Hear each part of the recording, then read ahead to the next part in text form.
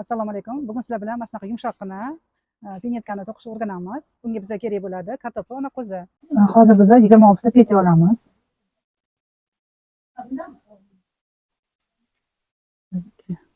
26 ta petya oldik. Ozgina tikish uchun ham qoldirdim. Yog'ini to'qiymiz. Hozir faqat o'ng tarafidan to'qiymiz, 50 qator bo'lishi kerak. Unda choklar ko'rinmaydi, shu sababdan faqat litsiz to'qiymiz.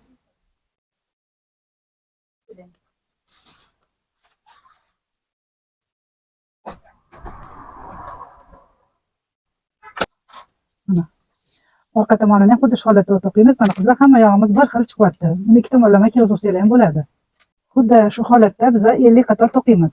Bizlar mana 26 tani to'qib olganimizdan keyin bu yoqda 10 ta, chetida 10 ta, o'rtada 6 ta qoldirib, 6 tani o'zini to'qiymiz. Yonida petla olib chiqib bo'ldik. Endi orqaga qaytamiz.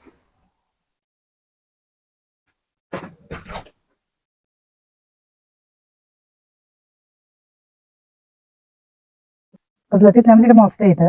10 ta yonida qoldirib, o'rtadan 6 tani o'zini to'qidik, 10 qator o'rtasidan. O'rtadan to'qib bo'lganimizdan keyin yon qismidan 7 ta 8 ta petla olib, 10 taga ulab olamiz. Bu yonini ham xuddi shunaqa qilib 8 ta petla olib, bu tomonga ulab olamiz. Hammasini qo'shib birgalikda to'qiymiz. Mana bu yerda o'zimizning 10 tamiz, keyin qo'shib olganimiz, mana o'rtadagi 10 ta 6 ta petlamiz bor edi. Endi shu 6 ta petlani to'qib kelamiz va mana bundan qisqaramiz. Mana buni to'qiymiz.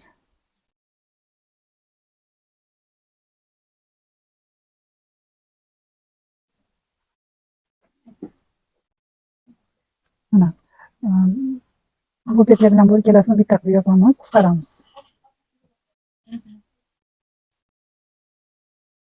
Va orqaga qaytamiz. Birinchisini olamiz. Yana to'qiymiz. Har 6 tani to'qiganimizdan keyin mana ikkita yonini qisqarib ketamiz. Orqada shof bo'lmaydi, tagida shof bo'lmaydi.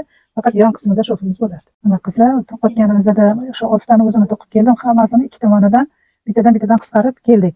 Oxiriga 3 ta bu yoqdan, 3 ta bu yoqdan, 3 ta petla qolganda o'rta tomonini ham qisqartirib yuboramiz. Va oxirida 3 ta petla qolib bitta qilib yubordim. Shu bilan yonini tikamiz bo'ldi. Tagida hech qanaqa shof bo'lmaydi.